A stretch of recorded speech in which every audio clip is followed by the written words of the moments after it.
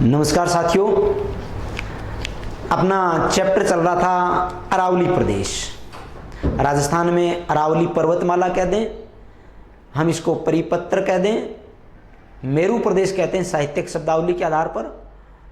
इसकी चर्चा अपने चल रही थी, उसी को आगे बढ़ाते हुए अपने चल रहे हैं अरावली के बारे में। देखें, अरावली की जब हम चर्चा यहाँ पर कर रहे थे, अरावली प्रदेश की चर्चा जब अपनी चल रही थी, तो अरावली का विकास कैसे हुआ, अरावली कितने भागों में है, कौन कौन सी इसकी प्रमुख बातें हैं, काफ़ी सारी विशेषताएं इसकी अरावली की हमने देखी थी। अब उससे आगे जब हम चलें तो अरावली से संबंधित एक नंबर बात अपने आती है कि अरावली पर्वतमाला जो है भारत की महान जल विभाजक रेखा कहलाती है।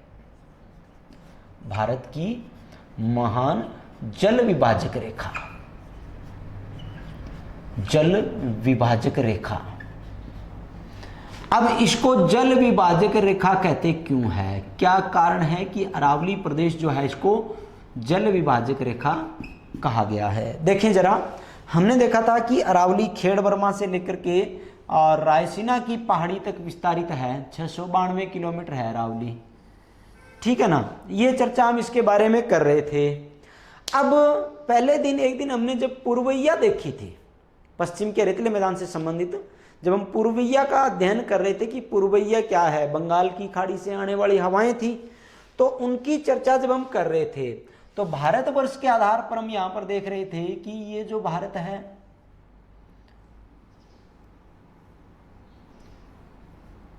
यहां की चर्चा कर रहे थे।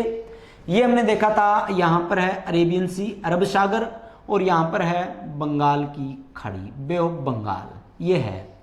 और अब यहां पर अरावली की स्थिति हमने देखी थी कि ये यहां पर है अरावली, ये यहां पर अपनी है अरावली पर्वतमाला, ठीक है ना। तो देखिए, जब अरब सागर की शाखा जो है ये अरब सागर की शाखा जब राजस्थान में प्रवेश करती है, तो ये अरब सागर की शाखा यहां पर करेगी क्या, जैसे ये गुजरात के मार्ग से होते हुए राजस्थान में आएगी, ये अरब सागर की शाखा जो है वो अरावली के समानांतर इस ओर चली जाएगी, हिमालय पर्वत की ओर आगे चली जाएगी, हिमाचल की ओर चली जाएगी। यानी अरावली के अवरोध के कारण, रुकावट के कारण ये शाखा जो है वो अपने पश्चिम के रेतीले मैदान की ओर नहीं आती है, या अरावली की इस ओर जो भी भाग है उस भाग में वर्षा नहीं करवा पाती है। इसलिए अरावली को हम क्या कहते हैं, भारत की महान जल विभाजक रेखा कहते हैं। अरावली भारत की महान जल विभाजक रेखा है। इसके बाद में और देखें अरावली जो है अमेरिका के अपलेशियन पर्वत के समान है। अपलेशियन पर्वत जो है अमेरिका का, या हम कहें कि अरावली की समानता वाला पर्वत, अरावली की समानता वाला पर्वत जो है वो आपका अपलेशियन पर्वत माना जाता है अमेरिका का। अब हम देखें अरावली में कौन सी चट्टानें प्रमुख रूप से मिलती है। क्वार्टजाइट चट्टानें अरावली में मुख्य रूप से मिलती है। इंपॉर्टेंट बातें कर रहे हैं सारी की सारी। क्वार्टजाइट चट्टानें अरावली में मुख्य रूप से हमें कौन सी चट्टान मिलती है, क्वार्टजाइट चट्टानें मिलती है।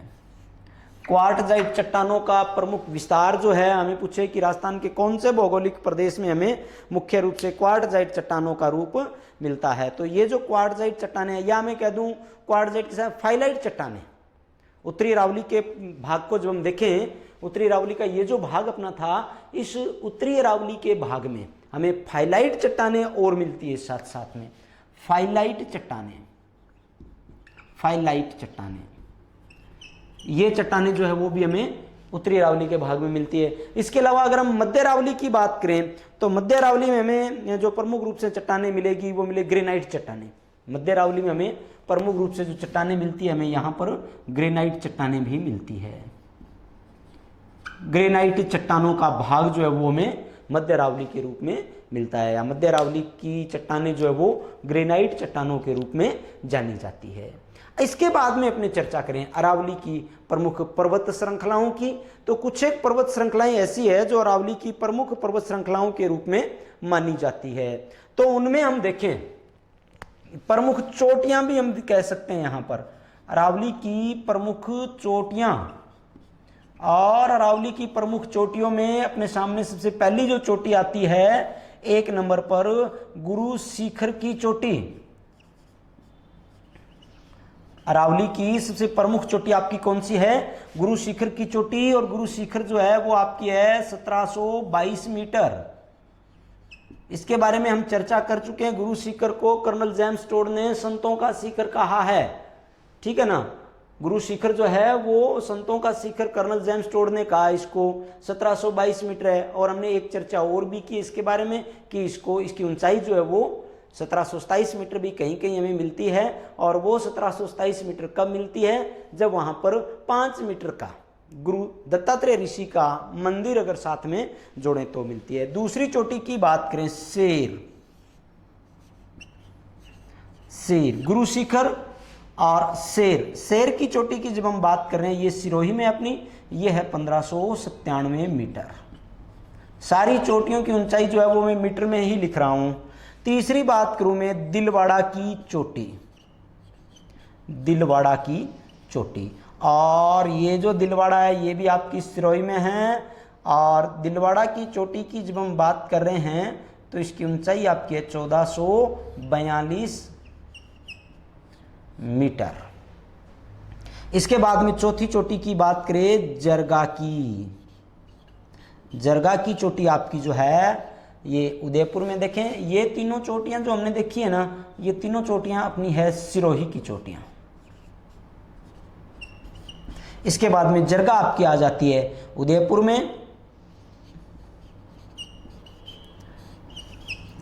में, और ये आपकी है 1431 मीटर ऊंची। जरगा चोटी जो है वो आपकी 1431 मीटर ऊंची चोटी आपकी रहती है। इसके बाद में अपने बात करें जरगा के बाद में फिर एक सिरोही की चोटी और आ जाती है अपनी अचलगढ़ चोटी के रूप में। 5 नंबर पे हम देखें अचलगढ़ चोटी, और ये अचलगढ़ आपके सिरोही में 1398 मीटर ऊंची है ये। इसके बाद में अपने आ जाती है 6 नंबर पे कुंभलगढ़ की चोटी। कुंभलगढ़ आपका राजसमंद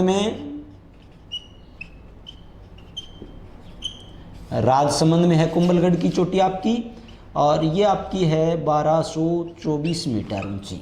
कुंभलगढ़ की चोटी की ऊंचाई जो है वो आपकी 1224 मीटर है। इसके बाद में अपने जब चर्चा करें कुंभलगढ़ के बाद में तो अपनी आ जाती है 7 नंबर पे। मैं यहाँ पे लिख देता हूँ आगे की चोटियाँ आपकी जो है वो 7 नंबर पर आपकी चोटी जो आ जाती है जयराज की चोटी।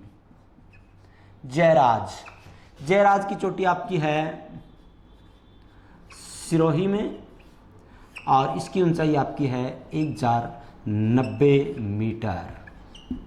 1090 मीटर ऊंची आपकी जयराज की चोटी है। जयराज की चोटी के बाद में अपने देखें रघुनाथगढ़ की चोटी। रघुनाथगढ़ ये आपको पता ही है, कल हमने चर्चा भी की है, उत्तरी अरावली की सबसे ऊंची चोटी के रूप में इसकी चर्चा की थी। और ये अपनी आ जाती है सीकर में 1055 मीटर ऊंची चोटी है ये, ठीक है। इसके बाद में अपने चर्चा करें ऋषिकेश की चोटी। ऋषिकेश आपकी है सिरोही में। ऋषिकेश की चोटी सिरोही में है, 1017 मीटर ऊंची है ऋषिकेश की चोटी। तो इसके बाद में अपने बात करें कमलनाथ की चोटी।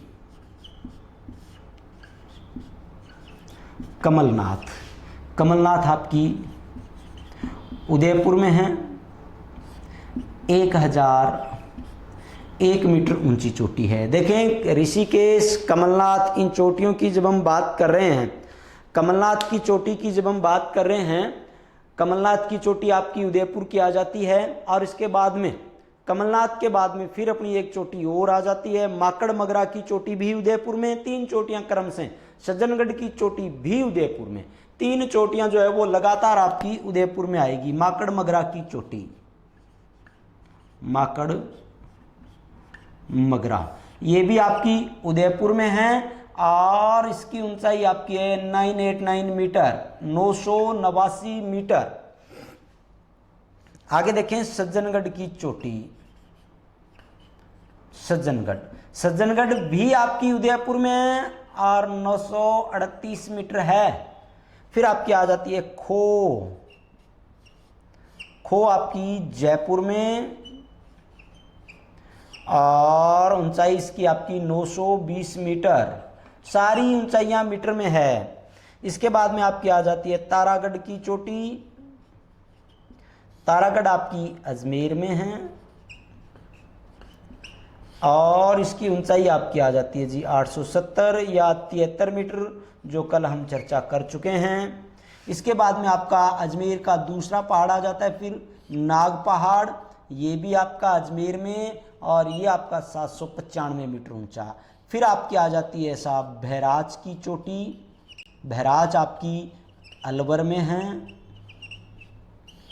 और बहराज की ऊंचाई आपकी है साहब 792 मीटर। फिर आपकी आ जाती है जी बबाई की चोटी, ये आपकी है झुंझुनू में, और इसकी ऊंचाई आपकी है जी 780 मीटर। एक और क्रम में इसी में मैं आपको बताऊं, बैराठ की चोटी। बैराठ आपकी है जयपुर में और 704 मीटर ऊंची। तो ये प्रमुख चोटियां थी अरावली की ऊंचाई के आधार पर, क्रमशः ऊंचाई के आधार पर जब हम देखें तो सबसे ऊंची चोटी जो हमने देखी है वो आपकी है गुरु शिखर, 1722 मीटर है गुरु शिखर की ऊंचाई आपकी, 1722 मीटर गुरु शिखर है आपकी। ठीक है, दूसरी आपकी शेर सिरोही में है 1597, तीसरी दिलवाड़ा में है 1442, जरगा उदयपुर में है 1431, अचलगढ़ सिरोही में है 1380 मीटर है अचलगढ़ की चोटी, 1380 मीटर अचलगढ़ की चोटी आपकी 1380 मीटर ऊंची है। कुंभलगढ़ की चोटी आपकी 1224 मीटर ऊंची है, ये आपकी राजसमंद में है। इसके बाद में जयराज की चोटी सिरोही में है 1090 मीटर। इसके बाद में रघुनाथगढ़ की चोटी सीकर में है आपकी 1055 मीटर। ऋषिकेश सिरोही में है 1017, कमलनाथ उदयपुर में है 1001 मीटर, माकड़मगरा आपकी उदयपुर में है 989 मीटर, सज्जनगढ़ आपकी 938 मीटर, ये भी उदयपुर में, खो आपकी जयपुर में 920, तारागढ़ अजमेर में 870, नागपाड़ अजमेर में 795, बहराच अलवर में 792, बबाई आपकी झुंझुनू में 780 और बैराठ की चोटी आपकी जयपुर में है 704 मीटर ऊंची है बैराठ की चोटी। अब इसके बाद में इन सारी चोटियों के बाद में आपके जो बात आ जाती है वो बात आपकी रहती है अरावली से संबंधित प्रमुख पठारों की चर्चा। देखें, अरावली से संबंधित जो प्रमुख पठारों की चर्चा हम करें तो इसमें सबसे पहला जो अपना पठार आता है बोराट का पठार। ये चोटियां मैं मिटो देता हूं। अरावली से संबंधित पहला पठार आपका आता है बोराट का पठार। चर्चा करते हैं इन पठारों की भी 1 मिनट में।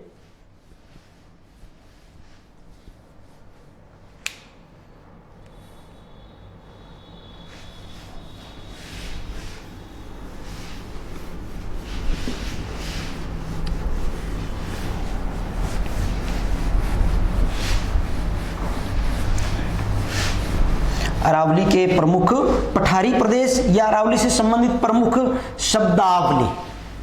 अरावली से प्रमुख शब्दावली, अरावली की प्रमुख शब्दावलियों की चर्चा जब हम करें तो अपने सबसे पहले आ जाता है बोराट का पठार। नंबर 1 आपका आ जाता है बोराट। बोराट के पठार की चर्चा करें। देखें, बोराट का पठार है क्या? बोराट का पठार आपका है गोगुंदा उदयपुर से लेकर के कुंभलगढ़ राजसमंद के बीच का क्षेत्र। यहां पर देखें गोगुंदा उदयपुर, ये क्षेत्र आपका आ जाता है गोगुंदा उदयपुर, और यहां से आपका कुंभलगढ़ राजसमंद, इन दोनों के बीच का पठारी प्रदेश ये जो है, ये पठारी प्रदेश आपका क्या कहलाता है भाई साहब? बोराट का पठार कहलाता है। ये क्या कहलाता है? बोराट। ये आपका हो जाता है बोराट का पठार। यहां पर भी लिख देता हूं मैं कुंभलगढ़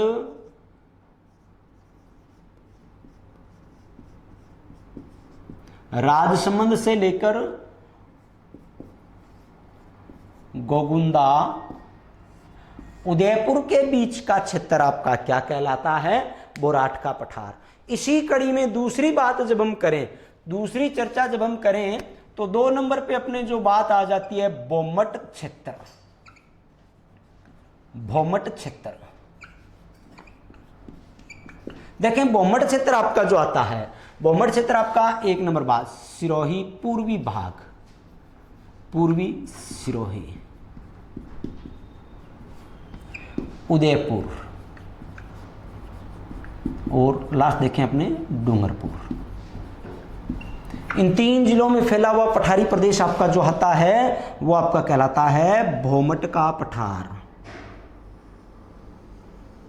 ये जो आपका क्षेत्र है वो आपका क्या कहलाता है, बहुमठ का पठार। यानी पूर्वी सिरोही, उदयपुर और डूंगरपुर का ये जो क्षेत्र है, ये क्षेत्र आपका किस नाम से जाना जाता है जी, बहुमठ के क्षेत्र के नाम से जाना जाता है। बहुमठ का क्षेत्र जो है वो आपका क्या है, पूर्वी सिरोही, उदयपुर और डूंगरपुर में फैला हुआ पठारी प्रदेश है, बहुमठ क्षेत्र के नाम से जाना जाता है। इसके बाद में चर्चा करें लासड़िया के पठार की। 3 नंबर पे सारी बातें इंपॉर्टेंट है। लासड़िया, लासड़िया का पठार आपका उदयपुर में, जयसमंद झील के नजदीक का क्षेत्र, जयसमंद झील के नज़दीक का क्षेत्र। यानी ये आपका उदयपुर और उदयपुर की ये आपकी जयसमंद झील जो है, इस झील के इस ओर का पठारी प्रदेश जो है ये पूर्व दिशा में है। जयसमंद झील के पूर्व दिशा की ओर स्थित पठारी प्रदेश आपका लासड़िया के पठार के नाम से जाना जाता है। जयसमंद झील का पूर्वी क्षेत्र जो पठारी प्रदेश जो है वो आपका किस नाम से जाना जाता है, लासड़िया के पठार के नाम से जाना जाता है। 4 नंबर पे अपने चर्चा करें, यहां पर 4 नंबर पे अपने देखें भाकर, भाकर क्षेत्र की चर्चा करें।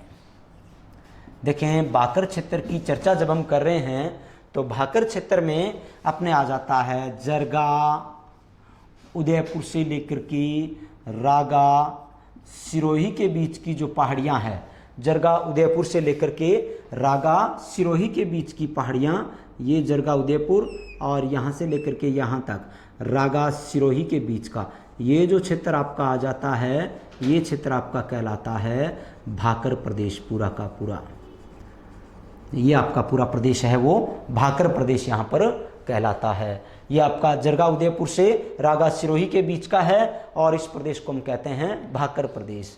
आगे चले 5 नंबर पे देखें ऊपरमाल का पठार। ऊपरमाल,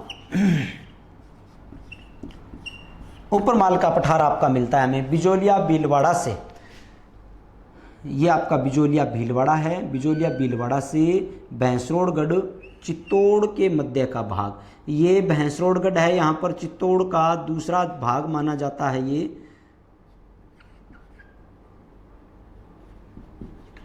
चित्तौड़ का दूसरा भाग माना जाता है और यहाँ पर है बिजोलिया।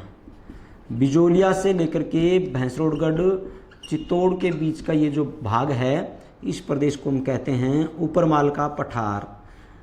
बिजोलिया किसान आंदोलन का क्षेत्र जो था वो था ये। इसके बाद में अपने बात करें खेराड़ क्षेत्र की। काफ़ी सारी चीज़ें जो है वो नई चीज़ें हैं। खेराड़ क्षेत्र की बात करें, खेराड़ क्षेत्र क्या है? अब खेराड़ क्षेत्र में बिजोलिया के आसपास का वह क्षेत्र जो भीलवाड़ा और टोंक में फैला हुआ है। देखें बिजोलिया के आसपास का वह क्षेत्र जो भीलवाड़ा और टोंक में फैला हुआ है और यहाँ पर बनास नदी का क्षेत्र है प्रमुख रूप से। या मैं इसको दूसरी डेफिनेशन के रूप में बताना चाहूँ तो बनास नदी का वह क्षेत्र जो बिजोलिया भीलवाड़ा से टोंक तक फैला हुआ है वो आपका क्या कहलाता है? वो आपका खेराड़ क्षेत्र कहलाता है। तीसरी बात और करें इसी क्रम में, ये आपका आ जाता है माल खेराड़। ये क्षेत्र आपका आ जाता है माल खेराड़। देखें माल खेराड़ की जब हम बात करें तो यहां पर ऊपरमाल और खेराड़ क्षेत्र की बात मैं कर रहा हूं। ऊपरमाल का माल शब्द और खेराड़ यानी ये दोनों संयुक्त रूप से जो है ऊपरमाल और खेराड़ क्षेत्र। अब यहाँ पर हम अपनी चर्चा जब हम देखें, ये ऊपरमाल का पठार आ गया, ये खेराड़ क्षेत्र आ गया। ऊपरमाल और खेराड़ क्षेत्र दोनों संयुक्त रूप से कहलाते हैं अपने माल खेराड़ कहते हैं संयुक्त रूप से। इसके बाद में तीसरी चर्चा अपने करें क्रोस्का के पठार की,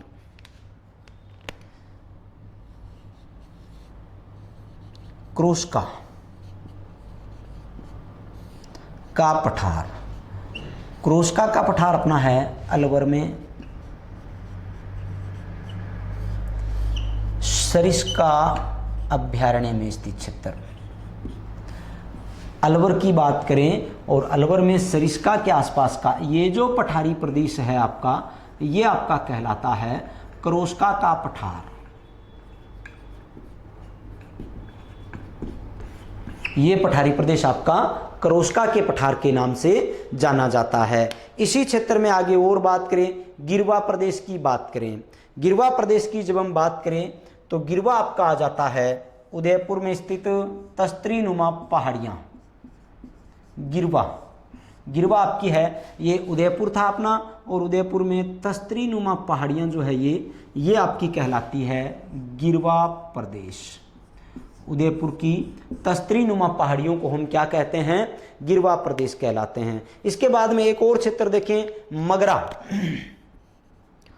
मगरा, मगरा की बात करें, उदयपुर में स्थित या उदयपुर के उत्तर पश्चिम में, उदयपुर के उत्तर पश्चिम में स्थित क्षेत्र को स्थानीय भाषा में क्या कहते हैं, मगरा प्रदेश कहते हैं।